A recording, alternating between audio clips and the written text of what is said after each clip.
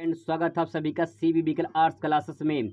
UP board परीक्षा 2023 दोस्तों अगर आप तैयारी कर रहे हैं क्लास 12 का हिंदी 100 में 100 दोस्तों, जो मैं आपको तरीका बताने वाला हूं, जो आपको जो शेड्यूल बताने वाला हूं, अगर आप इसके द्वारा तैयारी कर लेते हो तो गारंटी है कि आपका 100 में से 100। अगर 100 में 100 नहीं आता तो दोस्तों कई पहुंच जाएंगे, 90 तो आ ही जाएगा अगर आप इसे समझ लेते हैं पूरा पैटर्न को। तो चलिए शुरुआत करते हैं दोस्तों, कैसे आप 100% सही तरीके से पूरा नंबर पा सकते हैं, वो पैटर्न पूरा समझते हैं दोस्तों। 2023 में जो क्लास 12th में है, 2023 में इनका पेपर होने वाला है। इनको दोस्तों ये नहीं पता है बोर्ड पेपर कैसे दिया जाता है, क्योंकि 2021 में ये प्रमोट हुए थे, 2021 में प्रमोट हुए थे। और याद करिए, आप 2021 में आप 10 में थे तो आप प्रमोट हुए थे, इसीलिए आपको 12 में 2023 में दोस्तों ये तरीका नहीं पता है कैसे पेपर दिया जाता है, कैसे पेपर आता है, कैसे क्या होता है बोर्ड में। इसे दोस्तों ये पूरा पैटर्न आपको समझना बहुत जरूरी है। तो चलिए शुरुआत करते हो, समझते हैं दोस्तों। आपको बता दें कि जो आपका पेपर होता है उसमें बहुविकल्प पर जो प्रश्न होते हैं वो 10 प्रश्न होते हैं, ठीक है। इसमें खंड आ और खंड बा होता है, आपको 10 नंबर मिलते हैं। अब ये जो सवाल होते हैं, मैं आपको 2022 का पेपर दिखा दे रहा हूँ, यहाँ पे दे सकते हैं 2022 का पेपर है।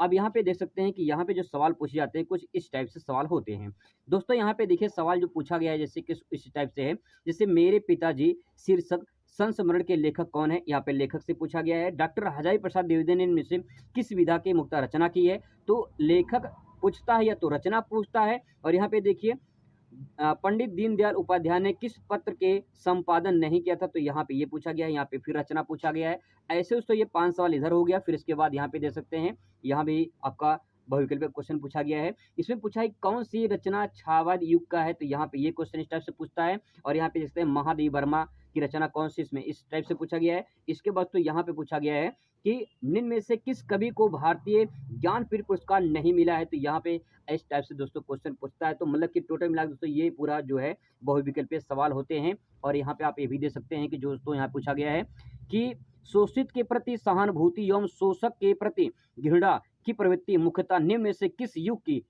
यहाँ पे दिया गया। तो इसमें से आपको द्विवेदी युग, छायावादी युग, प्रगतिवादी युग या भक्ति युग कौन सा है, ये आपको इसमें आंसर देना होगा दोस्तों। यहाँ पे देखिए अज्ञेय द्वारा संपादित सप्तकों की संख्या कितनी है, ऐसे दोस्तों यहाँ पे पूछा जाता है। तो ये जो है 10 नंबर दोस्तों जो यहाँ पे दिया गया है, ये 10 नंबर तो आपको इस तरह से मिल जाते हैं। तो ये बहुत ही डिफिकल्ट होता है, क्योंकि इसमें अगर गलत हुआ तो 1 नंबर कट जाएगा दोस्तों, इसलिए ध्यान से थोड़ा सा उसको तैयार कर लेते हैं तो आप अच्छे तरीके से 10 नंबर इसमें पा जाएंगे।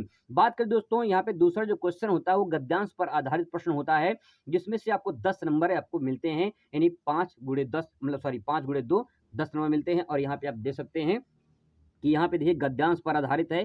तीसरा जो दोस्तों क्वेश्चन होता है, ये आपको बता दें कि 30% जो सिलेबस कटा हुआ है, ये 30% सिलेबस 2022 का है। जो 30% सिलेबस कटा हुआ है वही 2023 में भी दोस्तों लागू हुआ है, इसीलिए पेपर पैटर्न बिल्कुल यही रहेगा, इसमें कोई बदलाव नहीं हुआ है। अब दोस्तों यहाँ पे गद्यांश पर आधारित प्रश्न पूछेगा, 5 गुणे 2 बराबर 10 यहाँ पूछा गया है। और यहाँ पे जो क्वेश्चन पूछता है, यहाँ पे कुछ इस टाइप से क्वेश्चन यहाँ पे पूछता है, जैसे उपरित गद्यांश के पाठ और लेखक का नाम लिखिए, तो यहाँ पे आपको 1 नंबर मिलते हैं। यहाँ पे दोस्तों 10 नंबर आपको यहाँ से मिलने वाले हैं।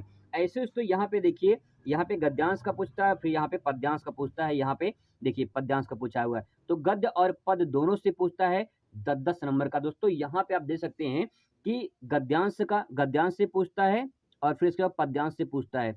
तो दोस्तों यहाँ पे 10 नंबर ये, 10 नंबर ये, अगर इसे तैयार कर लेते हैं बढ़िया से तो दोस्तों ये 10 नंबर ये 30 नंबर, आपको 30 नंबर दोस्तों यहाँ से आसानी से प्राप्त होते हैं।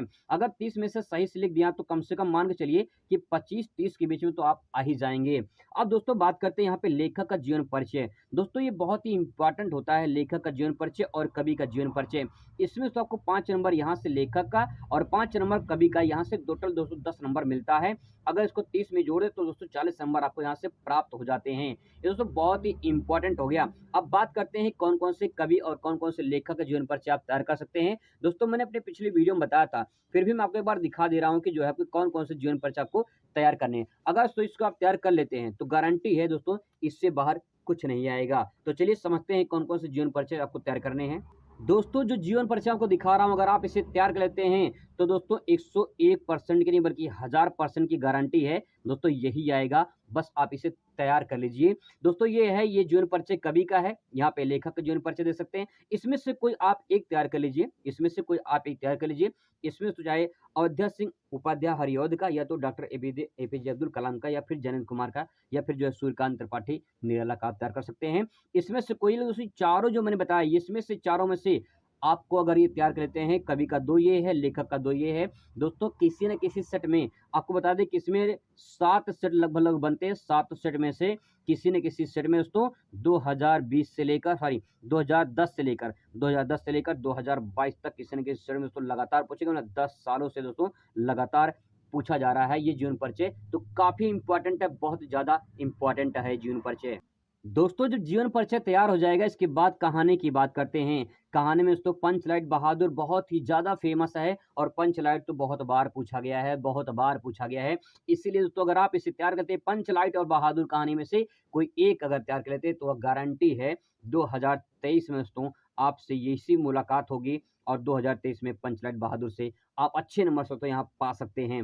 बात करते हैं दोस्तों, यहाँ पे देखिए खंड का पर आधारित प्रश्न मुक्ति अगर जो है आपको जो भी हो, आपको देखना पड़ेगा कि आपके जो है क्षेत्र में, आपके ज़िले में कौन-सा चल रहा है। तो आप जो है एक जो है खंड का आपका ये जो है आप तैयार कर लीजिए। दोस्तों आपको बता दें कि उसमें तैयार करने का सबसे आसान तरीका ये है कि उसमें जो मुख्य घटना है, या तो सारांश कहते हैं उसे। अगर सारांश आप तैयार कर लेते हैं, तो दोस्तों आप पूरी तरह से समझ लीजिए कि उसकी पूरी कहानी का निचोड़ बना लिए हैं, और कहीं से भी कोई अगर क्वेश्चन पूछता है, तो आप उसे आसानी से पूरा का पूरा नंबर आपको मिल जाएगा। इसीलिए सबसे पहले आपको मुख्य घटना आपको पता होना चाहिए कि जो कहानी है, उसका मुख्य घटना क्या है, उसका सारांश क्या है, उससे समरी क्या है। तो दोस्तों अगर समरी आपको पता चल गया है, तो कोई भी प्रश्न पूछता है तो आप उसे आसानी से लिख पाएँगे। 100% तो गारंटी के साथ बता रहा हूँ मैं। आगे बात करते हैं, जो दोस्तों अगला पॉइंट आता है, इसमें आपका संस्कृत से पूछा जाता है, और यहाँ पे देखिए संस्कृत से पूछा जाता है। संस्कृत से हिंदी में यहाँ पे देखिए, यहाँ पे गद्यांश का पूछा है, पद्यांश का पूछा गया है। वैसे यहाँ पे संस्कृत से पूछा जाएगा, और संस्कृत में गद्यांश और पद्यांश दोनों पूछा जाएगा। 7 नंबर का दोस्तों ये पूछा जाता है, और 7 नंबर का ये 14 नंबर सबके यहाँ से मिलते हैं। तो ये संस्कृत का यहाँ से भी पूछा है, गद्य और पद का यहाँ से भी पूछा जाता है। इसके बाद क्वेश्चन नंबर जो है पूछा जाता है, वो 2 क्वेश्चन आपका संस्कृत के प्रश्न उत्तर रहता है। इससे आपको 4 नंबर आपको यहाँ से प्राप्त हो जाते हैं। इसके बाद दोस्तों यहाँ पे रस, छंद, अलंकार पूछता है। रस, छंद, अलंकार में से करुड़ा रस है, ठीक है, सॉरी करुड़ा नहीं, करुड़स है। करुड़स, शांत रस, वीर रस, अगर दोस्तों ये तीनों अगर आप तैयार कर लेते हैं, तो ये दोस्तों बहुत ही इंपॉर्टेंट, कई बार एग्जाम में पूछा गया है, तो ये भी काफ़ी इंपॉर्टेंट है। इसके बाद तो बात करें चौपाई, रोला और बसंत तालिका की बात करें, तिलका की बात करें, तो ये जो है बसंत तिलका जो है, ये चौपाई, रोला, इसमें से दोस्तों अगर तैयार कर ले तीनों में से, तो इसमें से पक्का एक आ जाएगा। अगर बात करें अलंकार की, तो यमक, उपमा और रूपक, ये तीनों बहुत बड़ा इंपॉर्टेंट है, कई बार एग्जाम में पूछे गए हैं। अब दोस्तों यहाँ बात करते हैं निबंध की। दोस्तों निबंध की देखिए, यहाँ पे निबंध 1 आपको निबंध लिखना होगा, 9 नंबर आपको यहाँ से मिलेंगे निबंध के लिए। तो दोस्तों मैंने बताया था कि पिछली वीडियो में कि कैसे आपको निबंध तैयार करना है। तो अगर आप ये निबंध तैयार कर लेते हैं, तो बहुत बड़ा बेनिफिट आपको मिलने वाला है। दोस्तों ये जो निबंध है आप यहाँ पे दे सकते हैं। ये जो निबंध मैंने आपको बताया था, ये निबंध बहुत ही इंपॉर्टेंट है। ये टॉप 5 निबंध है, जिसमें दे सकते हैं कि भारत में आतंकवाद, कारण, समाधान, इसके बाद बढ़ती जनसंख्या, समस्या समाधान, जीवन में योग का महत्व। ये कई बार घुमा फिरा के पूछा योग के बारे में, तो आप उसे ध्यान में रखेंगे। योग से संबंधित भी आपसे ये निबंध पूछा जा सकता है, और खेल से संबंधित भी। इसके बाद तो पर्यावरण की समस्या समाधान बहुत बड़ा इशू बन रहा है, इंपॉर्टेंट है दोस्तों, 100% मार्क कर लीजिए, इंपॉर्टेंट है, स्टार लगा लीजिए, इंपॉर्टेंट दोस्तों है।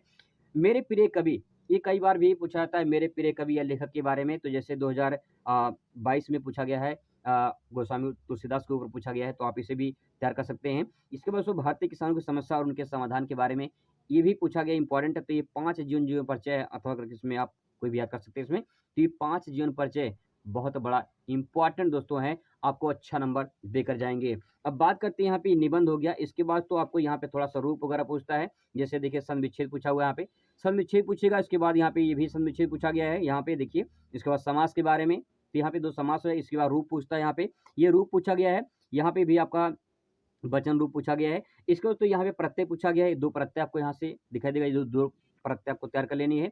और उसके बाद यहाँ से देखिए निरेखांकित पदों में से किसी एक पद की विभक्ति संबंधित नियम का उल्लेख कीजिए, आपको ये तैयार करना है, संस्कृत का है ये। और उसके बाद दोस्तों यहाँ पे 2 वाक्यों को संक्षिप्त अनुवाद करना है, तो ये दोस्तों ये संस्कृत का है। अगर दोस्तों आप इसे तैयार कर लेते हैं जो मैंने अभी बताया आपको, तो ये समझ लिया कि आप लोग के लिए बहुत बड़ा इंपॉर्टेंट है।